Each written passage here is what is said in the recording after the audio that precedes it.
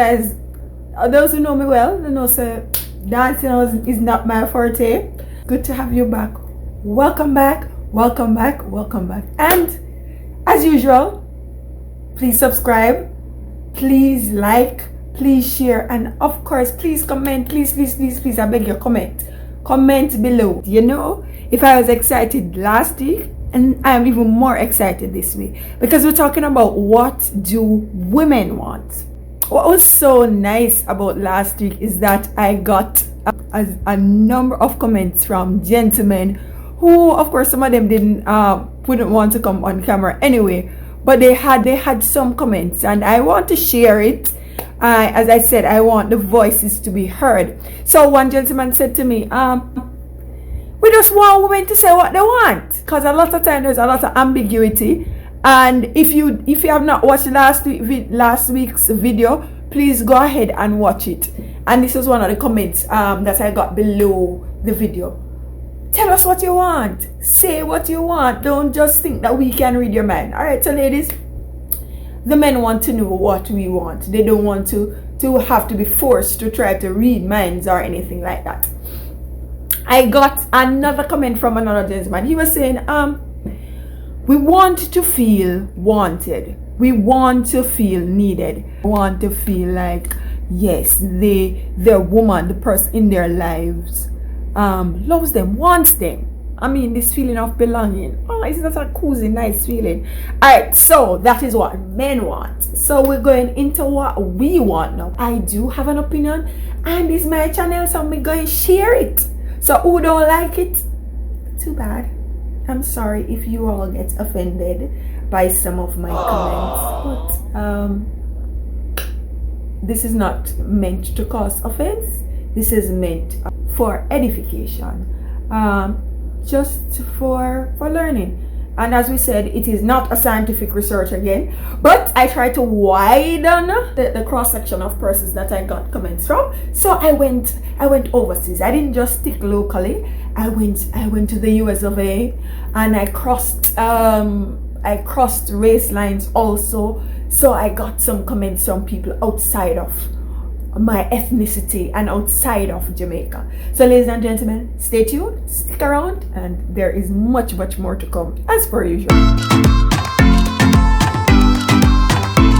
So just to share a little bit about my thoughts around that, the research that I've done, because I've done lots of research on that, and just my feelings.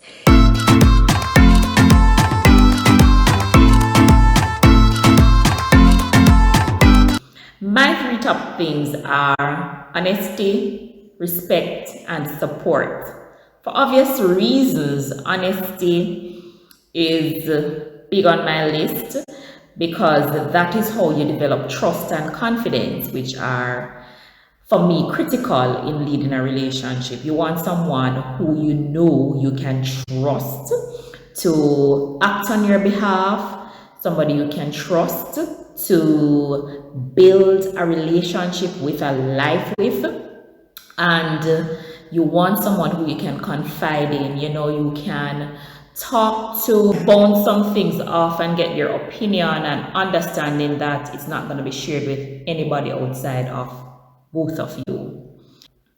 Respect is another critical one, because that will determine how he treats you, with dignity, with class, understanding who you are, what your communication requirements are, what your love requirements are, how to support your moral values, ethics, and perspectives. And so if somebody can support that, then it's easier to become the one unit that we're working towards. Support is important. If we're to look at the different levels of support, it would be a whole different conversation, but that is important. Somebody I can lean on literally and figuratively when I need, and even when I don't need, you know, that's just extra special. Good night. So the three things that I expect from a man is that a man should show me love. A man should be affectionate, And a man should be financially stable. 1, loyalty. Loyalty to me and to our relationship, to be able to stick with it and stick through it, and not to cower or run at the first sign of disagreements or trials, but to be able to support each other and to love each other through whatever may come our way. The second thing I must say is maturity. Not just emotional maturity, but also spiritual maturity. I would love to be able to know that I am being covered at all times, and in return, I am covering him in prayer. I believe that maturity also, we should be able to laugh at each other, laugh at ourselves, and just enjoy life, being comfortable with who we are, comfortable with our emotions and ourselves. I also must say the final thing, or the third thing that I want, is vulnerability. I must be able to share my emotions, share my thoughts, my weaknesses with this individual without fear of being judged or being criticized or critiqued for who I am. And in return, he should feel free to be vulnerable with me and to share who he is and to share his emotions. This fosters intimacy in relationships. It fosters support. It fosters trust and love within a relationship. And so I believe being vulnerable with each other is very important. I would say that the first thing overall is self-care. So I want to know how he takes care of himself mentally and physically and emotionally. The second is about his relationships, the relationships in his life. So what does that look like with his family, his friends, his coworkers, things like that? And then the third thing is probably stability. Does he have a retirement set in place? Does he have a steady job that he loves and is passionate about? Just those kind of stability pieces. First, trust. When you are able to trust your partner, you don't have to worry and to say, okay, he's coming in late, or where he's at this moment. So when you trust person, you have a peace within as well, and the relationship will be even more stronger than before. Secondly, communication. Well, communication is key to any form of a relationship. When you communicate, you make decision, you set goals, and you can know what the other partner is thinking. So that goes a long way as well. Thirdly, intimacy. How can I leave out that? And when I just say intimacy, I'm not just saying because of sex, but intimacy in the sense of you want to feel love. I want to feel love. I want to know how you love me for who I am. You understand me, and I feel accepted. I'm looking for unselfishness. What does that mean? By nature, humans are very selfish. And I say humans, I didn't say males. I didn't say females. By nature, humans are very selfish. And there's a tendency to be looking out for me, to be looking out for number one, which is all well and good. But the thing is, when it comes to relationship, the matter of I, and what I want and my stuff, it has to go through the window.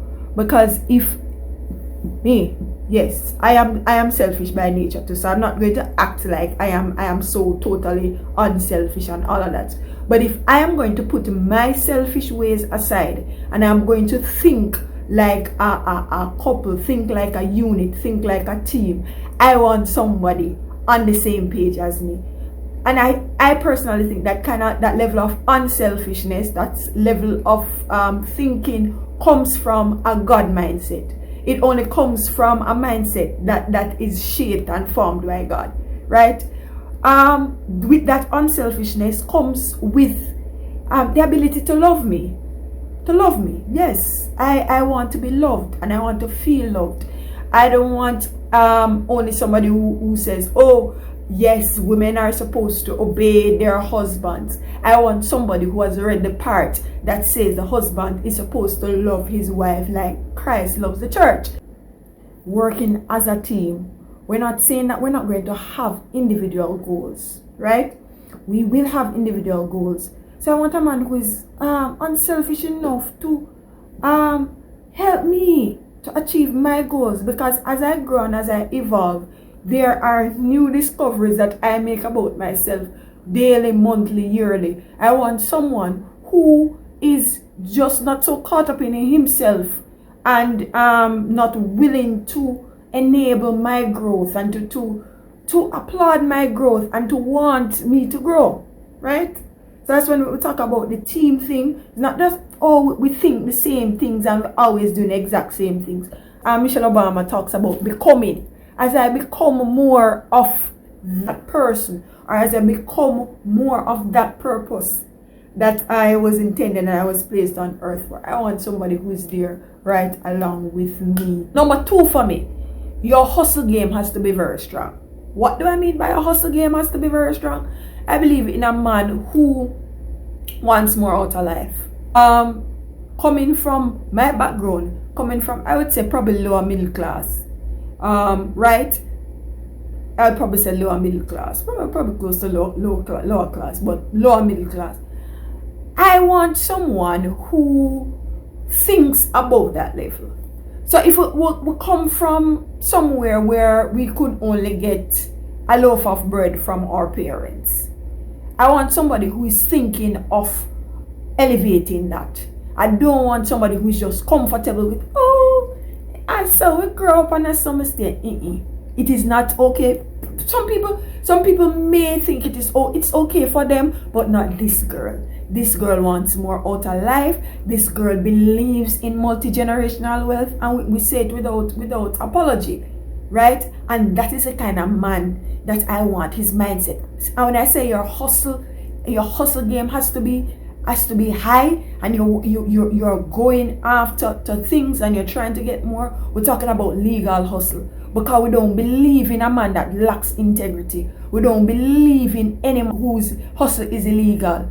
You could have nice like a Safa mixed with Idris with a little bit of Sasko. We don't want you if you're in anything illegal and if you're in nothing shady. When we put you up in front of the light, you should be above scrutiny. So we're not talking about no shady man. We're talking about a man who is driven, who wants more, who is not settled with his 9 to 5 or his 10 to 6 or whatever it is, but he wants more and he's striving for more. And I'm not the kind of girl where we're just gonna sit down and wait for you to come with the platter. I am right there beside you. I want to hustle along with you. So if the idea is there, we want to be a part of it, and we're hustling along with you. We're not only in a boat. We're not talking about the dreamers who always have a dream and they have this fancy idea and they want. We're talking about the doers. The idea come to you and you try it. It might not work 100% of the time, but that kind of mentality, that kind of push and that kind of drive, that's the kind of man I want. But 3, I want a kind of man whose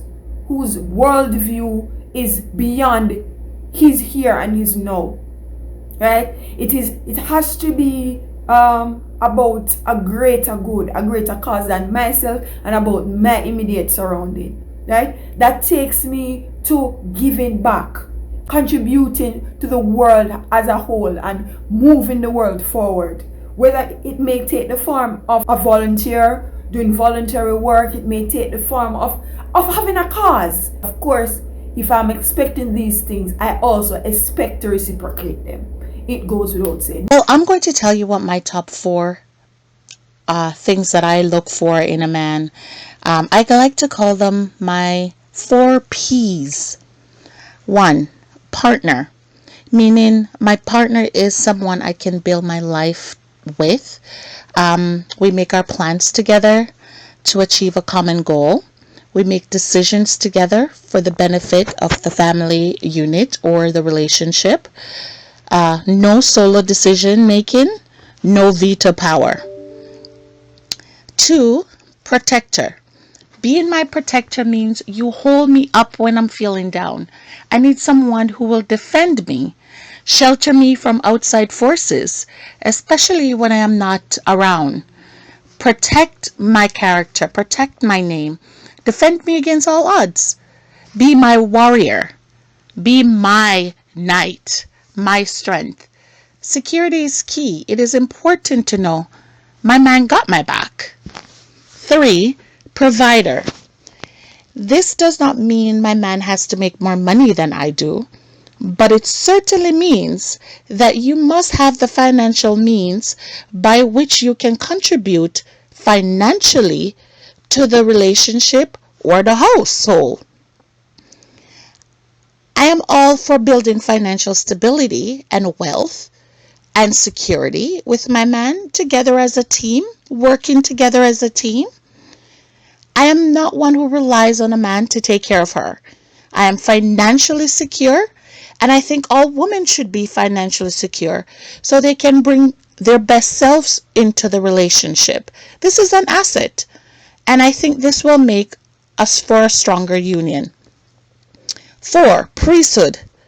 A man who can pray with his girlfriend or his wife and family through a storm, through a rough patch in their life, and remain steadfast is a man who is worth holding on to. A man that is anchored in his relationship with the Lord is so attractive. A man of true faith is a man of substance. It is through his relationship with the Lord he develops his moral compass, right? His moral compass is shaped, and all features of a strong, healthy relationship will be manifest, such as loyalty, respect, patience, kindness, love, tenderness, etc. All these things people they think that it's cliche, but they're important in a relationship.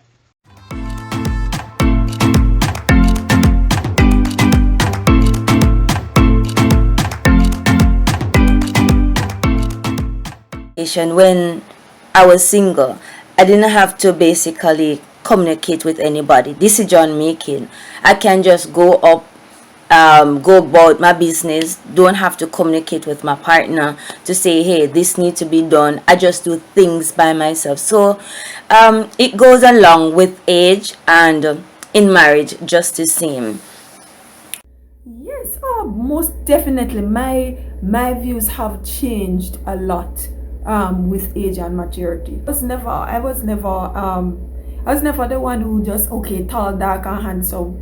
But the internal becomes of such greater importance. That heart, your level of conversation, your mindset, very, very, very, very big for me. Of course, I'm kind of working on the back end now because I would have had different expectations prior to the level of maturity and age that I'm at. So yes, they would have changed. And I perhaps would have shared what they were before, but they're just so shallow.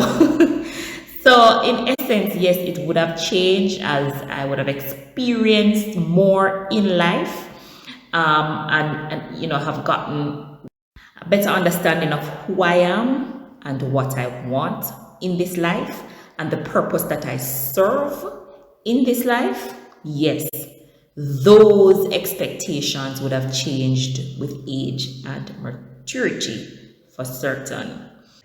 Well, I would have to say, unfortunately, these things tend to change as life progresses. New priorities take center stage, but with every good relationship that is built on a solid foundation, it can withstand the test of rocky times. And you can always go back to the basics to inject fresh life to restore or revive what's changed or lost along the way. Oftentimes in relationship, what really happens is that so much effort is put in at first to impress each other, the whining and the dining. And once the woman is locked into the relationship, the man starts to slack off. Or, to be fair, both of them start to slack off. No more date nights, not opening the car door. Gentlemen, let me tell you, chivalry is not dead. Listen, men, a happy wife or girlfriend, a happy life. Take it from me. If you make your woman feel secure, valued, appreciated, and you treat her like the queen that she is on a regular basis, not just on Valentine's and birthdays, but daily through the use of love languages. If you don't already know what your woman's love language is, please find out. You will never have a shortage of sex again. These expectations have changed over time as I get older, because I have now seen the importance of stability. I'm now seeing the true meaning of love, and I'm so much into family, and I want my children to come in an environment where they are loved and in an environment where they see a family. So these expectations have changed over time. Definitely. I used to be quite a bit more superficial with who I chose, looking at primarily their looks, their attractiveness, as well as their fitness, their level of fitness, because I love to go and do very adventurous things. I'm always about fitness and, just physical activity. So that has morphed and changed quite a bit, because I've found that many people who may be physically attractive, when I get to know them, they are not as attractive as I thought they were. So I'm really looking at what that internal beauty is and what they have to share. Yes, they have. I believe they have changed as a result of maturity and as a result of my experiences. They have also changed as a result of me being able to understand who I am as an individual and also connecting with my own emotions. I also believe that through everything that I've probably been through, I've gone through in life or I've seen, they have helped to foster what I am looking for. My standards by no means have dropped, but I believe that what I'm looking for has evolved over time.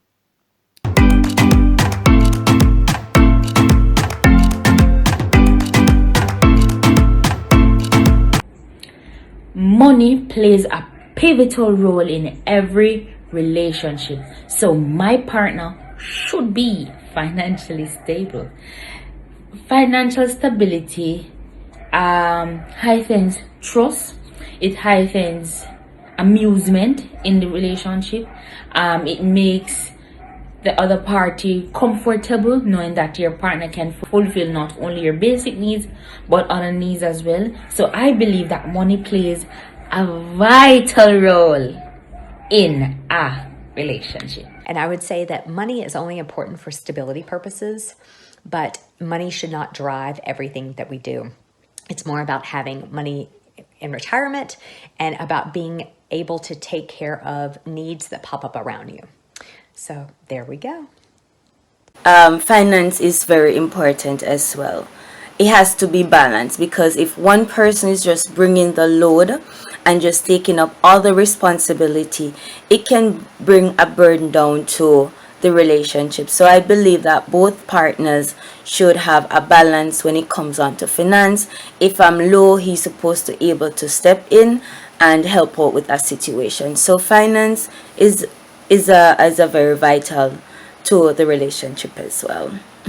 Yes. Important in the sense that this person should be financially literate and should be a person who I can build with, somebody who I can build wealth with, and somebody who understands that leaving a legacy is important. And so I must say that money is important in choosing a life partner. It is very important for me. We're not looking for Mr. Rich, the richest person, the richest cat on the block. That's not what we aim or what we set out for. It is more about the mindset and your thought towards money. What kind of fiscal discipline do you have? How is it that you approach? Are you someone who is just about the here and the now? Or are you about the here and now but the future? Because we're not looking for somebody who's just thinking, oh, are we saving for rainy day or investing for rainy day, and we're not enjoying life. No, I'm looking for somebody who is about the balance. Now is ideal and is the right time to be enjoying yourself, but then we're looking for, as I said, the multi-generational wealth, the wealth for the children, the wealth for the future, all of that. So your relationship with money, how you think about money, is even more important than how much money you actually have. So but money important. Oh yes, it is very important.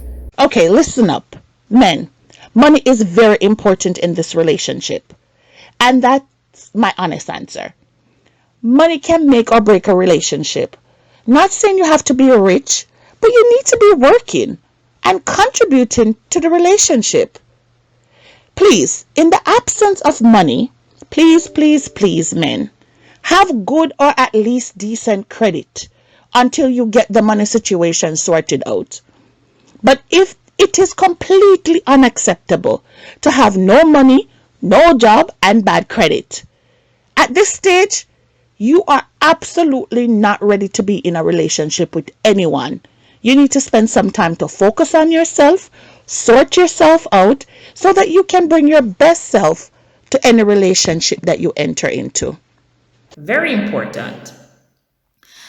My mother always say, love can put in a pot and eat.